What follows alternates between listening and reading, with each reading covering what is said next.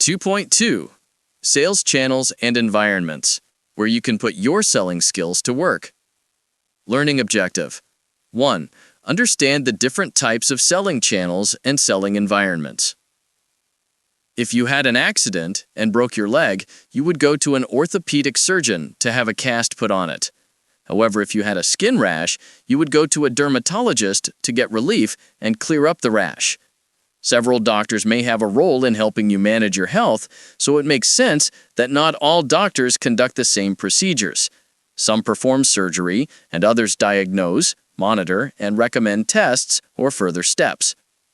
Just as doctors play different roles in the healthcare field, the same is true for salespeople in the business arena. Different people perform different functions in the selling process.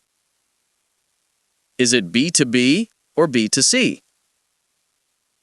There are two major distribution channels, or organizations or group of organizations, involved in the process of making products and services available to customers in which personal selling is conducted. Personal selling involves communication between a customer and a salesperson with the intention of providing information for the customer to make a buying decision. Business to business, also referred to as B2B, is when businesses sell products or services to other businesses for consumption by the ultimate consumer. For example, Whirlpool sells washers and dryers to Sears and makes them to the specifications determined by Sears for the Kenmore name before they are sold in Sears and Kmart stores. Other examples of B2B selling include parts or ingredients, such as when Intel sells computer chips to Toshiba to manufacture laptop computers, or when a fabric company sells cotton fabric to Gap to make their t-shirts.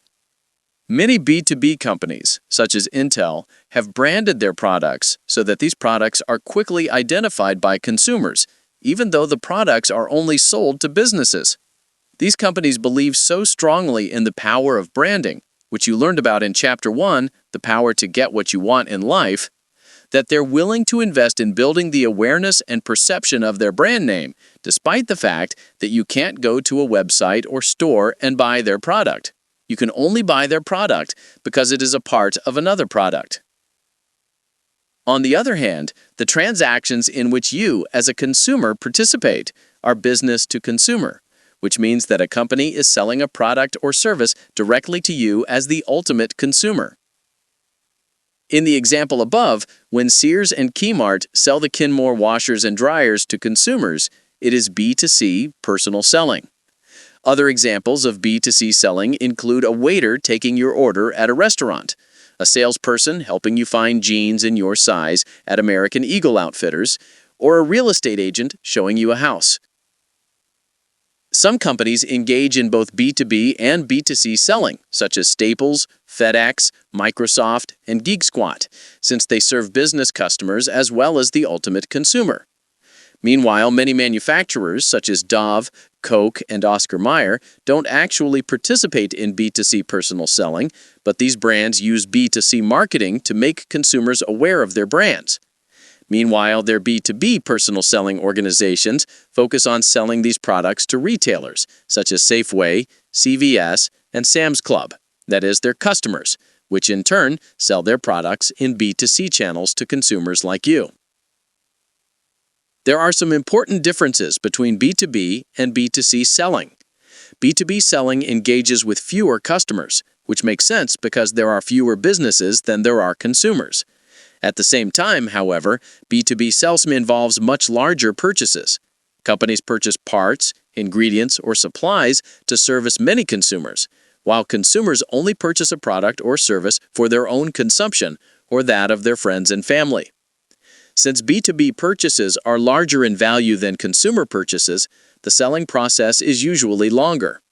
This is as a result of the size of the purchase, and in many companies, there are multiple people involved in the purchasing decision, as you will learn about in Chapter 6, Why and How People Buy, the Power of Understanding the Customer. 2.5. B2B versus B2C Selling Characteristics.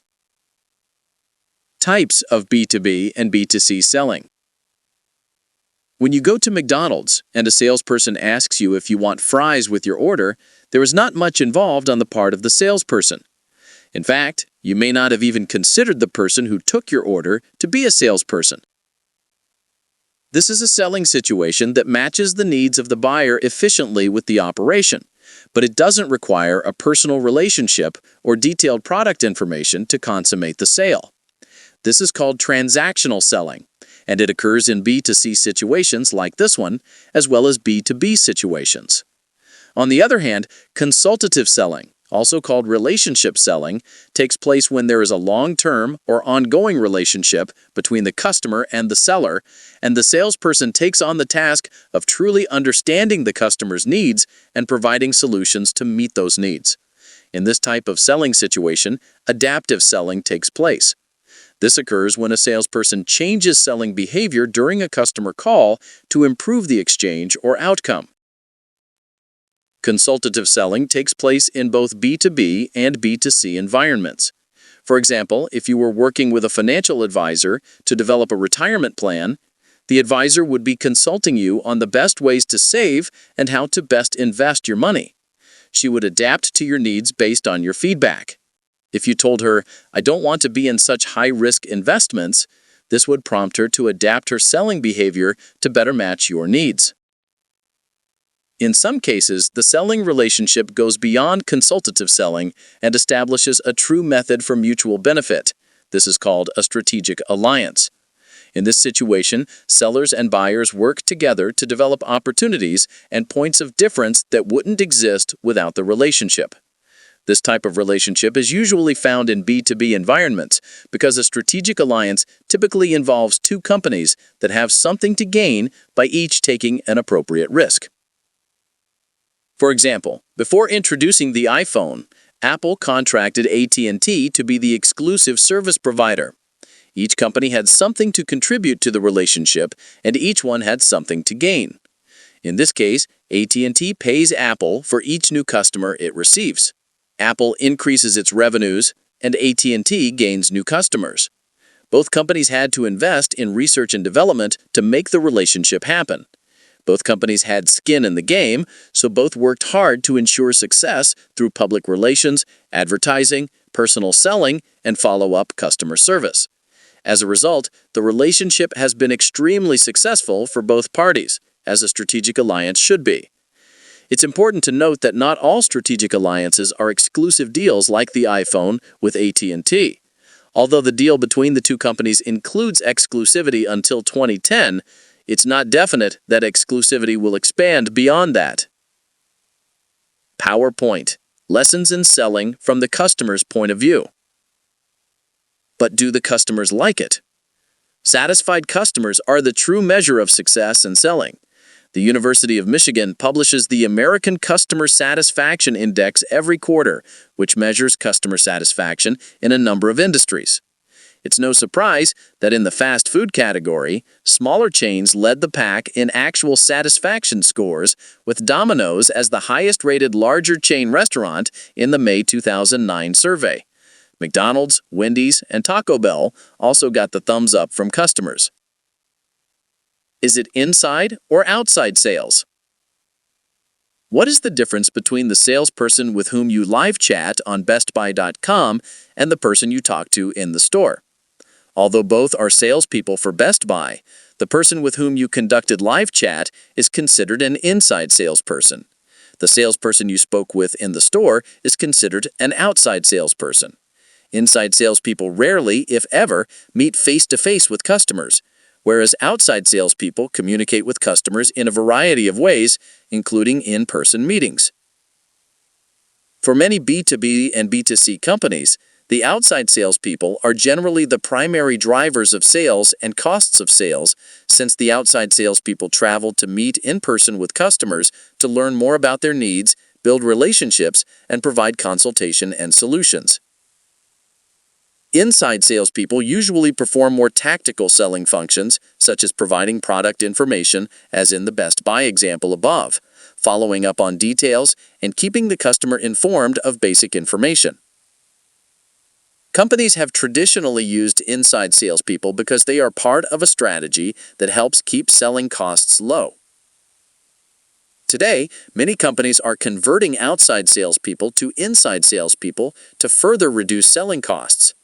Advances in technology are blurring the lines between inside and outside salespeople by providing platforms for inside salespeople to be more collaborative and consultative with tools like video conferences, webinars, wikis, and more.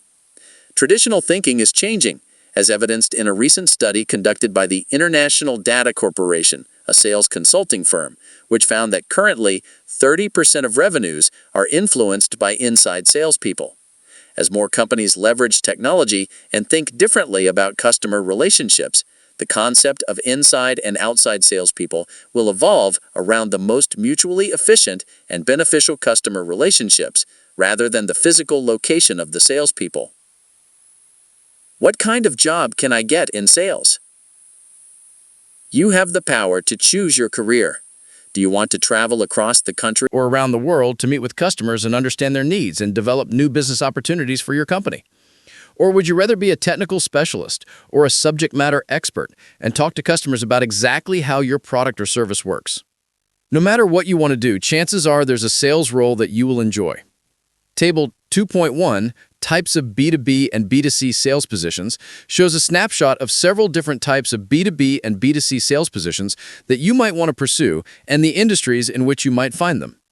Just from the summary in Table 2.1, Types of B2B and B2C sales positions, you can see that there are a variety of different types of sales positions in many industries. You might find it helpful to think about the overall roles and functions that each performs. For example, customer service reps and telesales reps are considered order takers because they interact with customers to consummate a sale, but their role does not require planning or consultative selling. On the other hand, positions such as account manager, territory manager, customer relationship manager, and business development manager are order getters because they actually work to develop a relationship and solve customers' problems on an ongoing basis. Sometimes, account managers, account executives, territory managers, and other similar roles perform missionary selling, which means that they call on customers who are not the ultimate purchaser.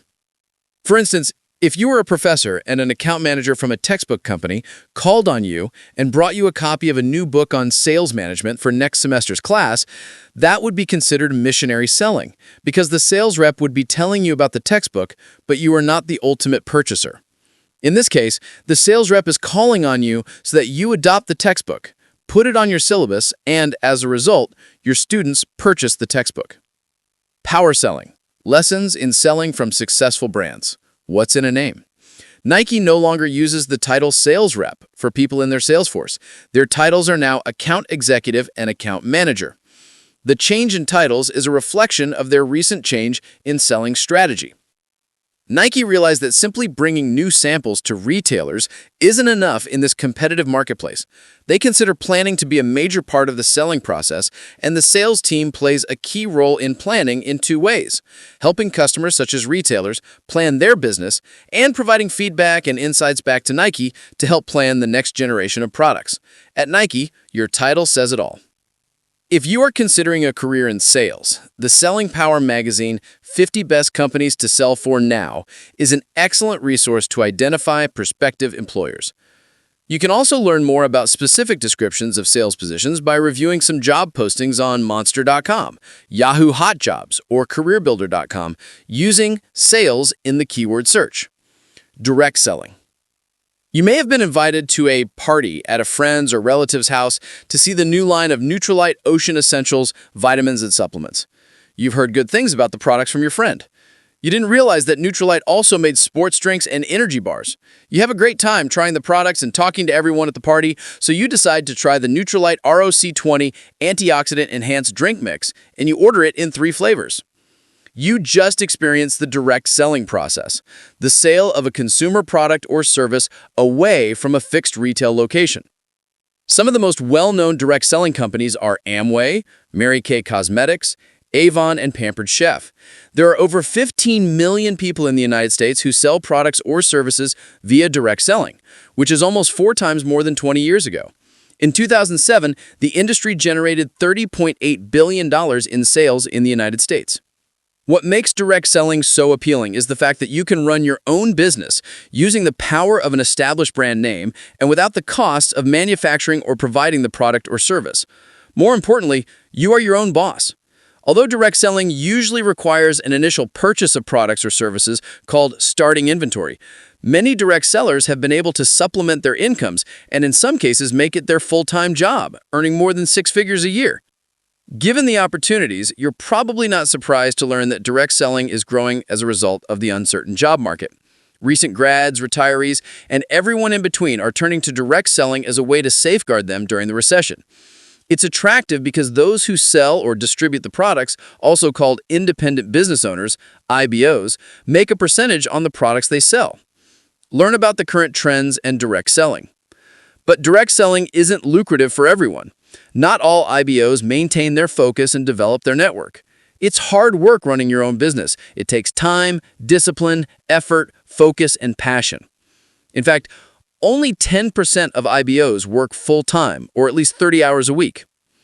Many direct selling companies engage in network marketing, also called multi-level marketing, or MLM, which allows IBOs to invite other people to sell the products and earn money based on the sales of those they recruited. If you think about the concept of social networking on websites such as Facebook, it's easy to understand MLM. You can expand your network of contacts simply by tapping into the network of your friends. MLM operates on the same principle. If you sell to your friends and they sell to their friends, your opportunity to earn money significantly expands with every contact.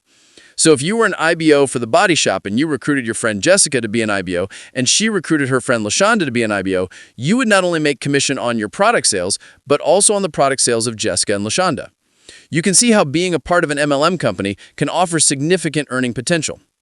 Unfortunately, there have been some unscrupulous people involved in the MLM business, and some have created pyramid schemes in which many people have lost money. As a result, most states have laws against pyramiding, a practice that offers incentives simply for recruiting new members of the network or IBOs. The laws require incentives to be paid only when sales are generated. You might want to check out the top multi-level marketing companies worldwide at the website. Other selling environments.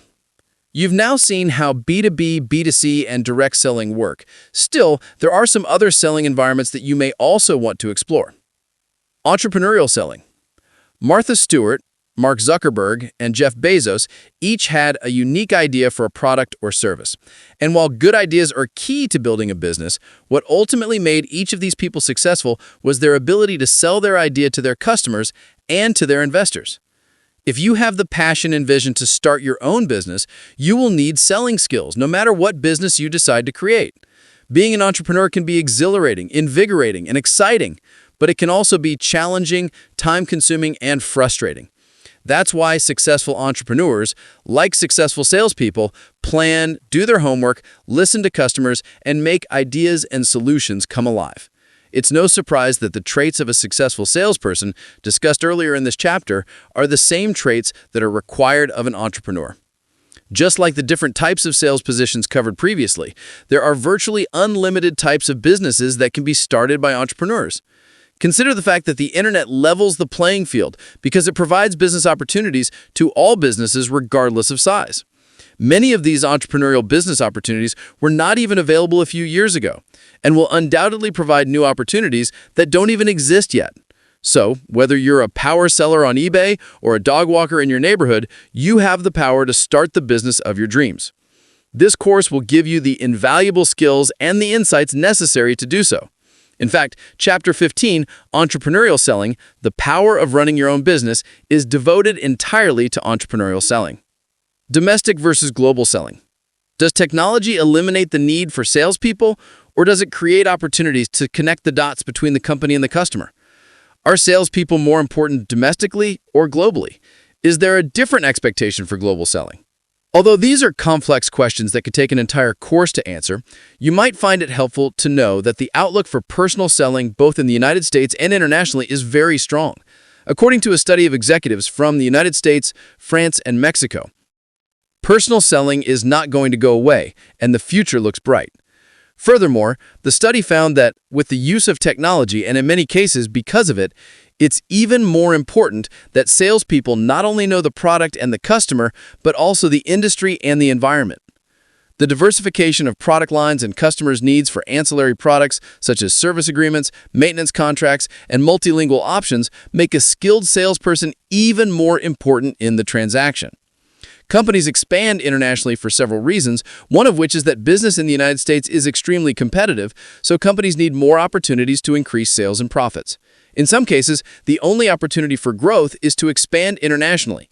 But international selling presents an additional level of challenges, including cultural, political, legal, demographic, and economic issues. Nonetheless, countries like Brazil, Russia, India, and China, often referred to as the BRIC nations, are quickly transforming the global economy.